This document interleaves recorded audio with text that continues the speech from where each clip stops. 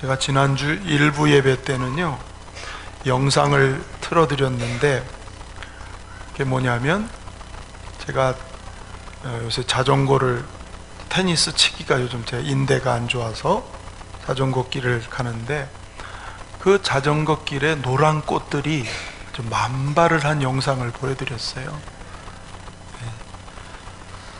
제가 이렇게 자전거를 타고 가면 얘네들이 막 환영해, 사랑해, 축복해, 얼마나 저를 열렬하게 환영하는지 제가 꽃길을 막 걸고 다니는데, 그래서 하나님의 사랑이 꽃을 통해서도 느껴지게 하시는 걸 봤습니다. 하나님은 자연계, 식물, 꽃, 계절의 변화, 이 자연계 속에 하나님의 성품을 계시하셨어요. 그래서 그 자연계를 보면 하나님의 마음이 이렇구나, 그걸 느껴요. 예, 정말 공감이 돼요. 저희 교회 앞에 화단이 우리 임순석 집사님이 잘 가꾸시는데, 지나가는 사람들이 화단의 앞에 멈춰가지고 야 예쁘다 그래요. 그리고 휴대폰 카메라를 탁 켜가지고 인증샷을 해요. 너무들 즐거워해요. 그 꽃 속에, 이 꽃 속에 있는 사랑, 이걸 느끼기 때문에 기분이 너무 해피한 거예요. 할렐루야. 그렇습니다. 지난주엔 제가 이 얘기를 일부 때 했거든요. 그런데 이번 주간에는 제가 또 다른 하나님의 사랑을 경험하는 일이 있었습니다. 지난 주일 저녁에 손녀가 도착을 했어요. 2박 3일 동안 있다가 갔는데, 미국에 있을 때도 계속 영상으로, 제가 애들하고 잘 놀거든요. 영상으로 즐거웠는데, 막상 와서 실제를 보니까 왜 이렇게 이쁜 거예요? 남이야 어떻든 나는 너무 이쁜 거예요. 그런데 이게 저만 그런 게 아니더라고 보니까. 제가 전에 고승수 안수 집사님이 하는 소리를 지금 기억해요. 그때 막 고난 때에, 너무 힘들 때 막 마음이 괴롭고 답답하고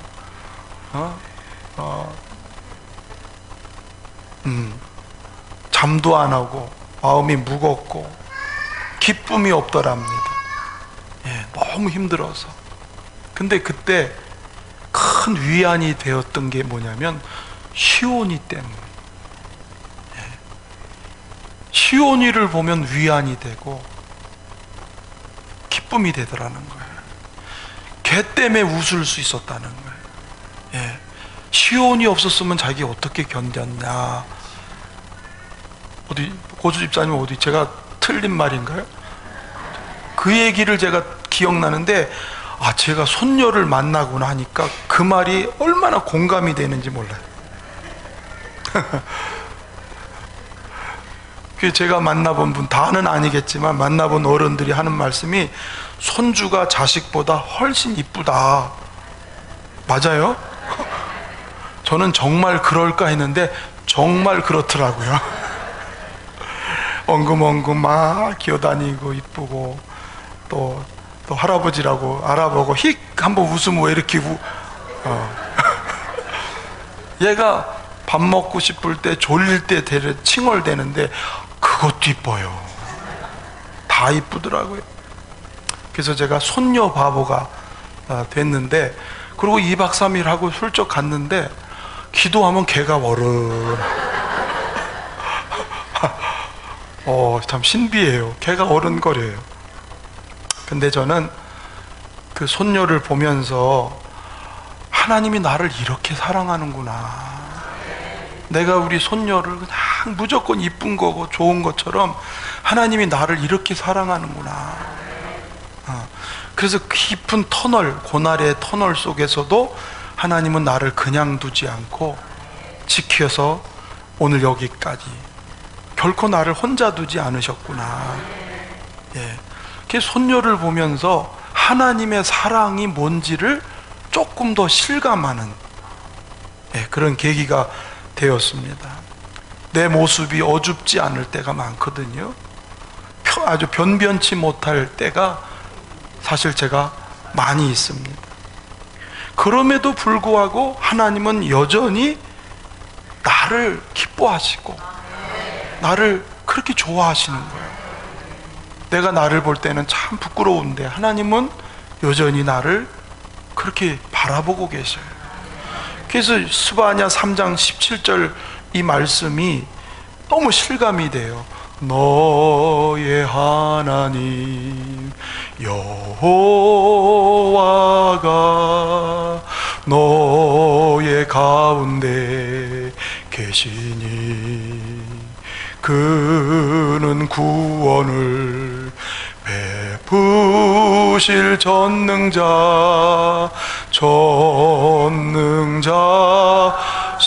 그 다음 내용이 참 와닿습니다.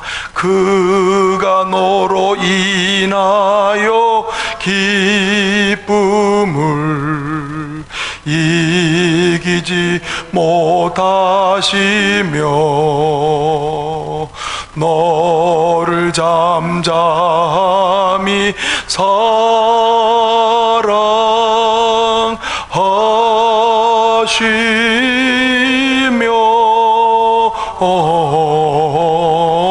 즐거이 부르며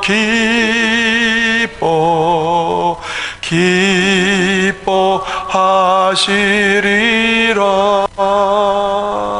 내가 너 때문에 기쁘다. 하나님이 그렇게. 성경에는 하나님의 사랑을 여러 가지로 표현했어요. 자기 몸처럼 신랑이 신부를 사랑하는 것처럼, 그게 하나님 사랑이에요. 속 얘기하면 다 들어주는 친구처럼 우리를 사랑하시고, 자기 양떼를 책임지고 돌보시고 먹이시는 목자의 사랑으로, 그게 성경의 하나님의 사랑인데, 오늘 본문은 어떤 모습일까요? 15절 읽어보겠습니다. 15절 시작. 자식을 잊겠으며 자기 태에서 난 아들을 긍휼히 여기지 않겠느냐. 그들은 혹시 잊을지라도 나는 너를 잊지 아니할 것이라. 여기서는 하나님은 자식을 낳은 어미처럼 이렇게 묘사를 하고 있어요. 여러분, 자식에 대한 어미 사랑은 어떤가요? 제가 설명이 필요할까요? 그렇죠? 그래서 여자는 약하나 엄마는 강하다, 그런 말이 나올 정도예요. 자식을 향한 어머니의 사랑, 그 관심이 얼마나 애절한가. 그런데 이렇게 얘기했어요. 그들은 혹시 잊을지라도.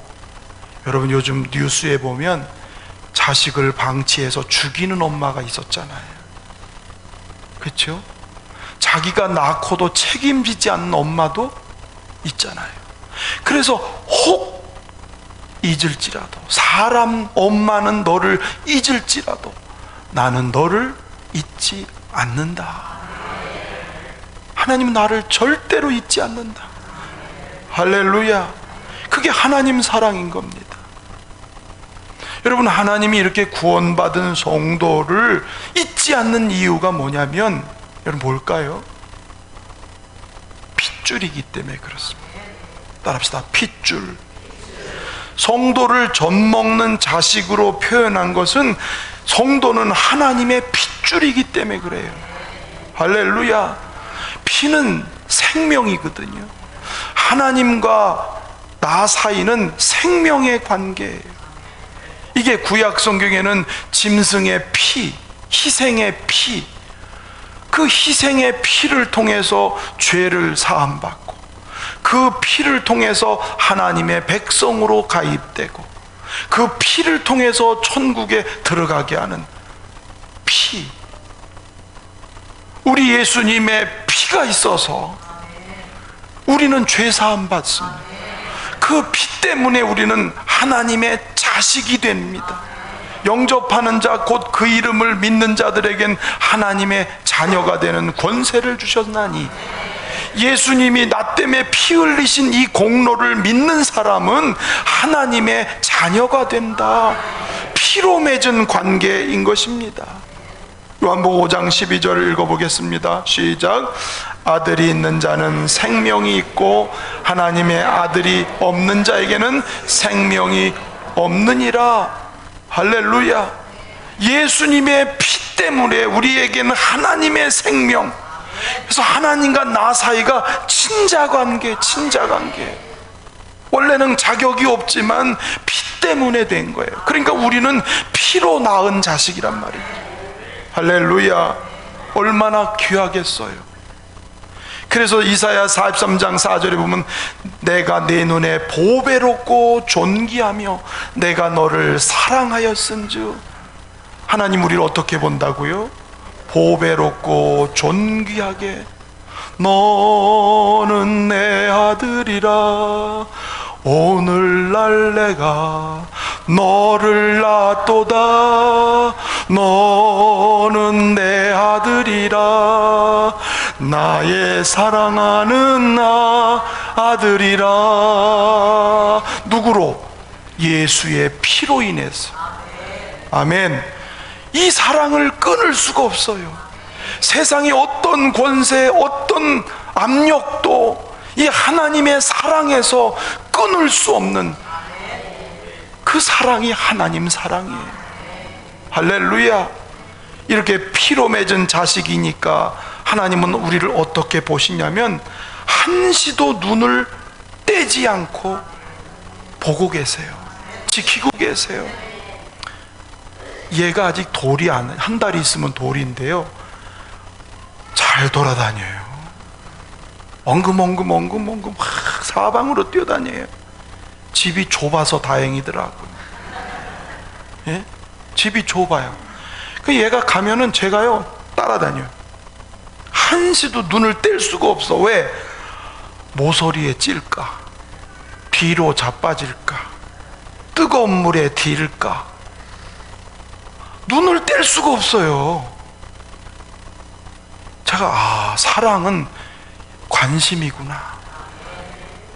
눈을 떼지 않는 이 관심이, 이게 진짜 사랑이. 여러분, 저 공원에 가면 사랑하는 두 남녀가요 이렇게 서가지고 눈을 떼질 않아. 옆에서 사람이 지나가든지 말든지 이쪽에서 천둥번개가 치든지 말든지 둘이서 쳐다보고 그렇게 좋아서 어쩔 줄을 몰라.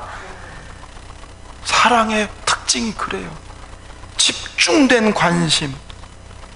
여러분, 피로 산 우리, 피로 낳은 하나님의 자녀된 우리를 향해서 하나님이 눈을 떼지 않고, 제가 그 애를 보면서 우리 하나님이 나를 그렇게 보고 계시는구나. 아멘. 이 유다가요, 오늘 본문 배경이 이방 나라 바벨론에 의해서 큰 고난을 당하고 있어요. 예? 막 나라는 망하고 포로로 잡혀가고. 그러니까 14절에 보면 오늘 이 이스라엘 사람들이 이렇게 얘기해요. 시작. 오직 시온이 이르기를 여호와께서 나를 버리시며 주께서 나를 잊으셨다. 하나님이 우리를 버리셨나 봐. 하나님이 우리를 잊으셨나 봐. 막 이렇게 탄식을 하는 거예요.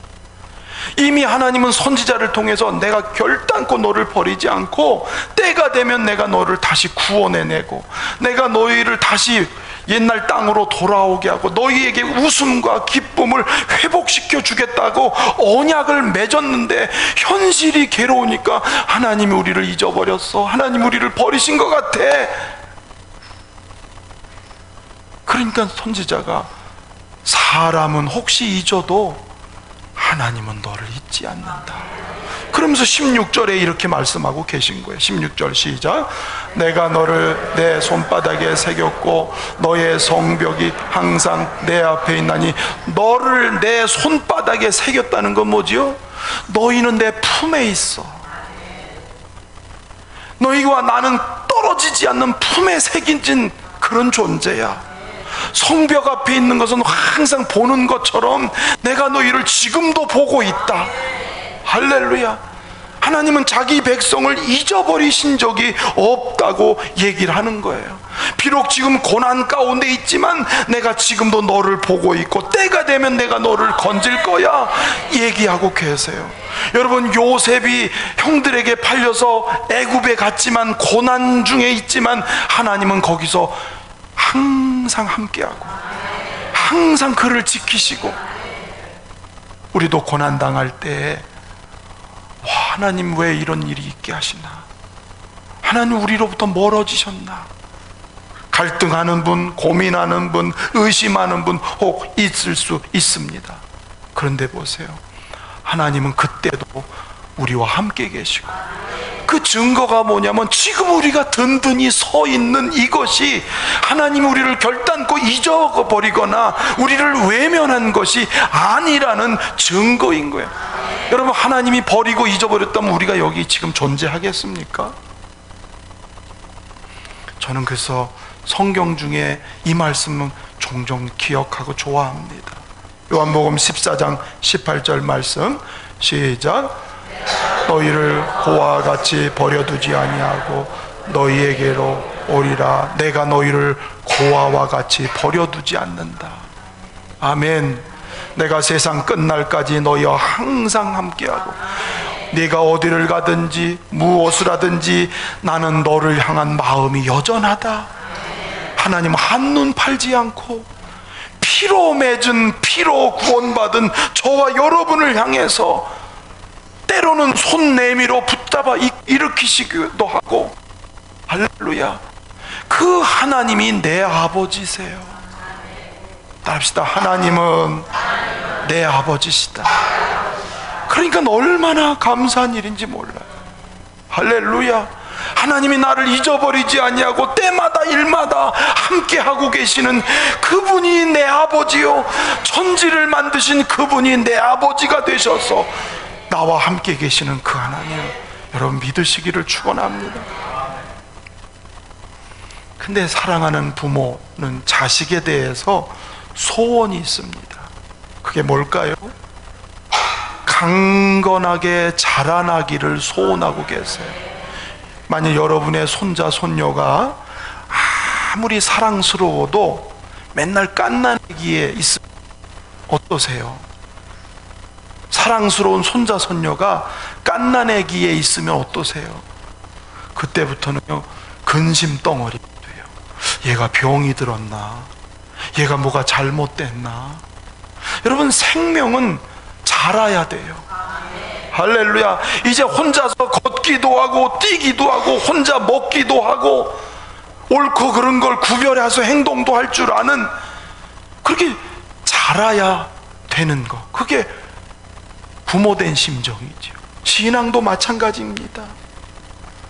여러분, 이 본문에 이스라엘 백성들이 왜 이렇게 고난을 겪고 왜 이렇게 어려운 시절을 보내고 있는 이유가 뭐냐면, 그들이 하나님의 사랑을 받긴 받는데 영적으로는 자라지 않는 미성숙, 미숙아가 되니까 우상도 보니까 좋은 것 같고 세상도 보니까 좋은 것 같고 그렇게 미혹돼서 다 죄에 빠져버렸어요.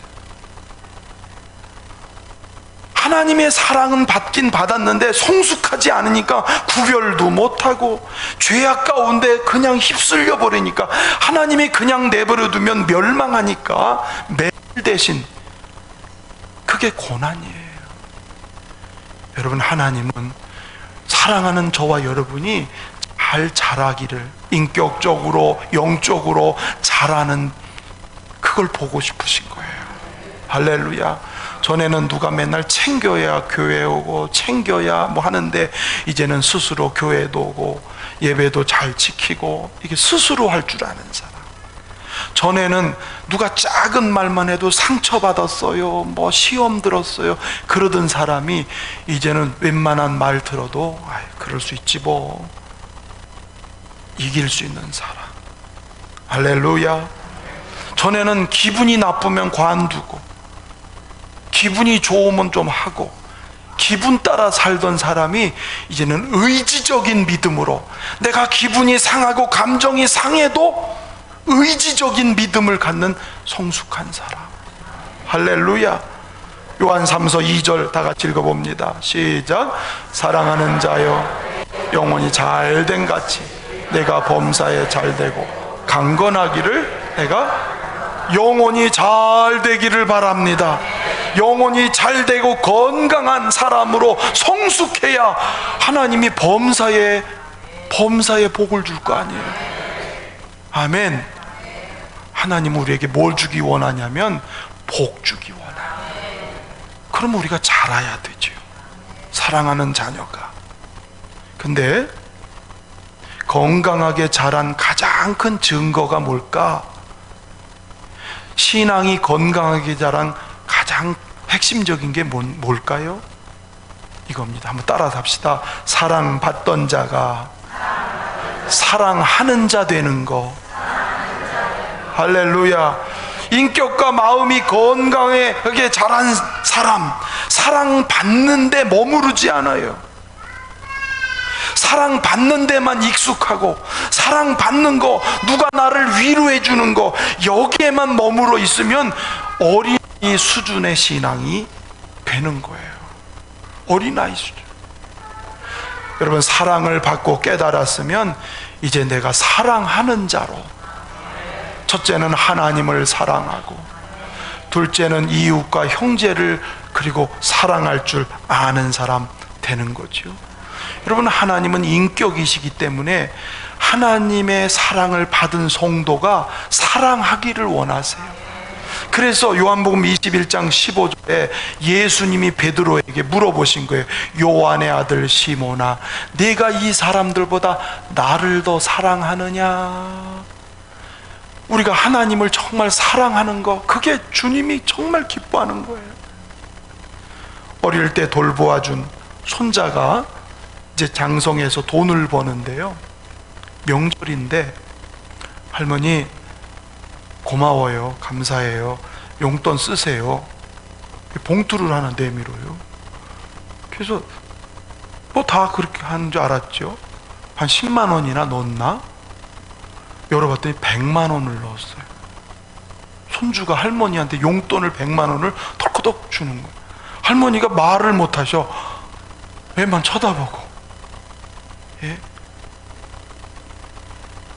할머니 사랑을 아니까 할머니에게 내가 사랑을 표현하는 거지. 하나님의 사랑을 아니까 하나님께 사랑을 표현하는, 그게 마리아가 옥합을 깨트린 거예요. 예? 예수님께 그 비싼 옥합을 깨트려서 부어드리는 건 그 주님 사랑 때문에 자기도 주님을 사랑하는 그런 고백을 하는 거죠. 다윗은 말했습니다. 하나님의 사랑을 경험한 다윗은 나의 힘이신 여호와여, 내가 주님 사랑합니다. 근데 말로만 하질 않고요, 늘 감사하고, 자기 전쟁에서 이기고 나면 얻어진 노획물을 다 하나님께 드리면서 하나님 사랑합니다, 하나님 감사합니다, 늘 하나님의 기쁨으로 살아가는 거예요. 그 사랑을 받은 사람이 내게 주신 사랑이 있으니까 그 사랑을 사람들에게도, 그래서 때로는 용서하고 관용을 베풀고 자기 있는 걸 나누어 주기도 하고 복음을 해서 쓸도 않은 사람으로, 그게 뭐냐면 사랑 주는 삶을 사는, 그렇게 자라기를 하나님은 원하고 계신 겁니다.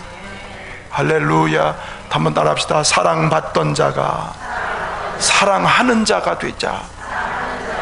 옆에 분 축복합시다. 주님의 이름으로 사랑합니다.